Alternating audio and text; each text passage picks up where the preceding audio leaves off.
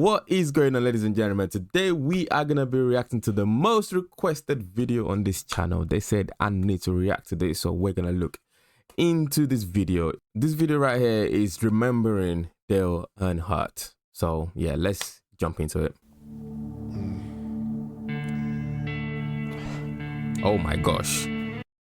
Wait, everybody's crying. Everybody's crying already. Oof. Okay. I'm gonna turn the energy down a bit because obviously I don't know the circumstances and things surrounding this. I just remembering I didn't even know he passed away, but it looks like he's passed away. I'm sorry, guys.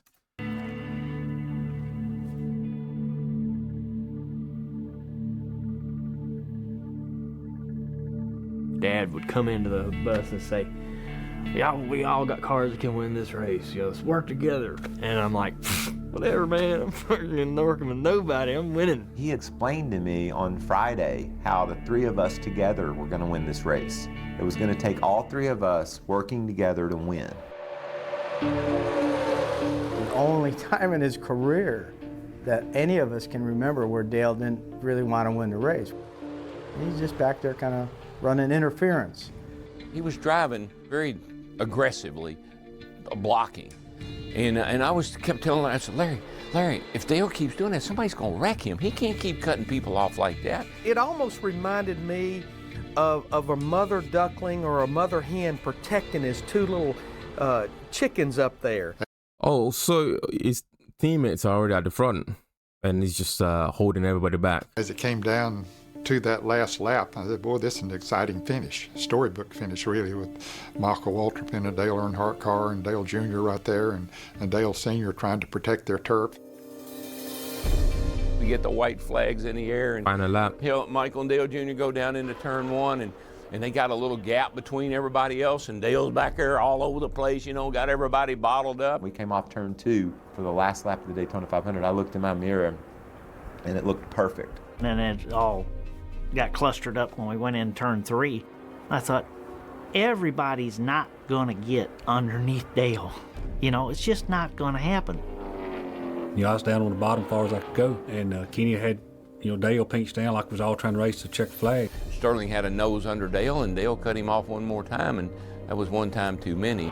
What I saw was when his car kind of turned down, I went down too, so, you know, seeing him go back out of sight. Oh, big trouble. Wreck behind them. Lead him back, come on. To the flag. Come on, Mikey, you got it, man. You got it. You got it. You got it. You got it. Michael Waltrip wins. You Okay, almost so his just son wish won. we could have went off there right then. This is great. I hope Dale was okay.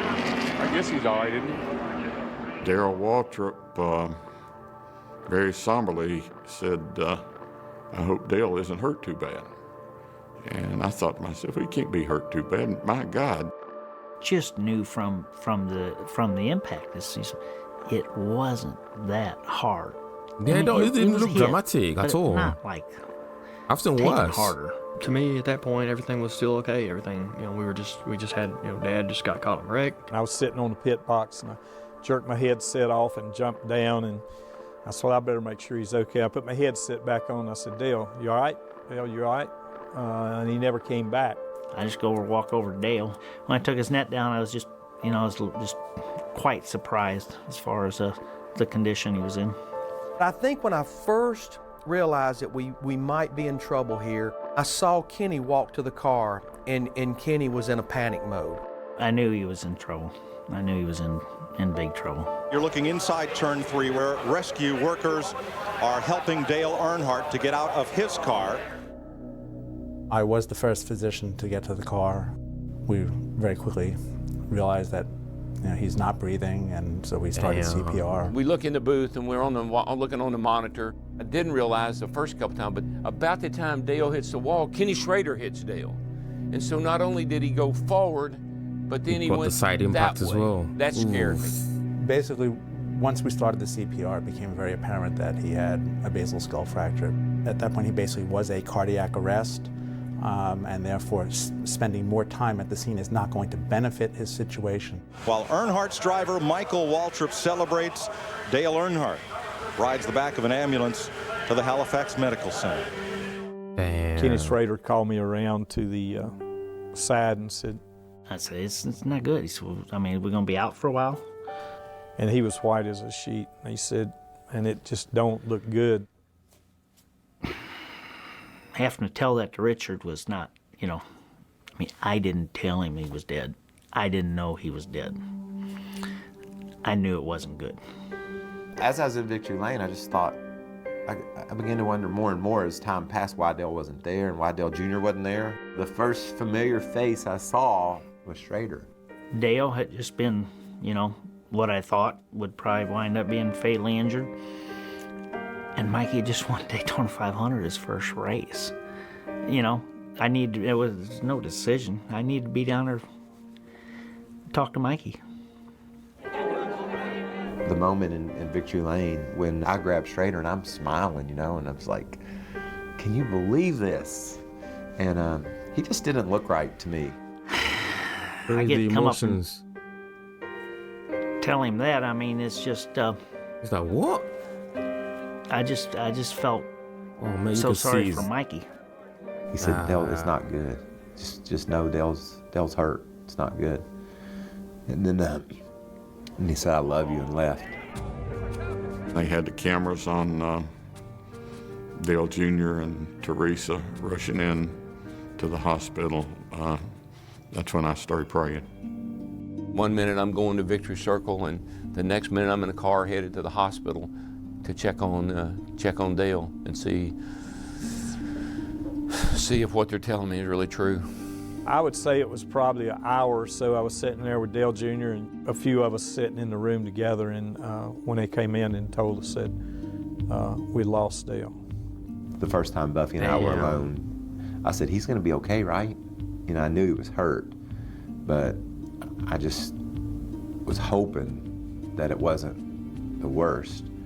You just never expect that to happen when you're racing, do you? You know, people, they crash so much. And I've worse incidences. You know, people like flipping upside down, doing many flips in the air, and they just walk out of it like nothing's happened. They probably jump in another car the next day and race again. But like to just hit the wall a little bit and then end up being gone, that's crazy. And she said, no, he's dead. Damn. This is undoubtedly one of the toughest announcements that I've ever personally had to make. But after the accident in turn 4 at the end of the Daytona 500, we've lost Dale Earnhardt. Silence at a NASCAR track is traditionally awful. And in situations like that, traditionally the silence grows louder and louder and louder. Just shocked. Just shocked. Just couldn't believe what had happened. I remember going up there and setting up about all night long Sunday night, thinking it was a nightmare. One thing that I didn't ever understand, and I don't think I ever will on this earth, is why it had to happen. You know, why that have to turn out like that. That's wild.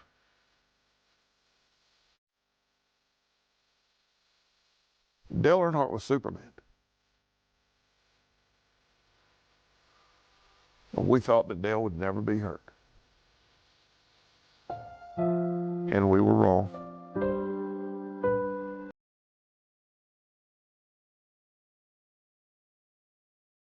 That's absolutely crazy. You just never know.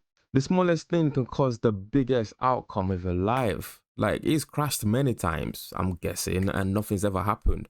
And you just don't realize like one little incident. Because when it was doing that swerving left and right, it probably knew it might get touched and it might crash a little bit.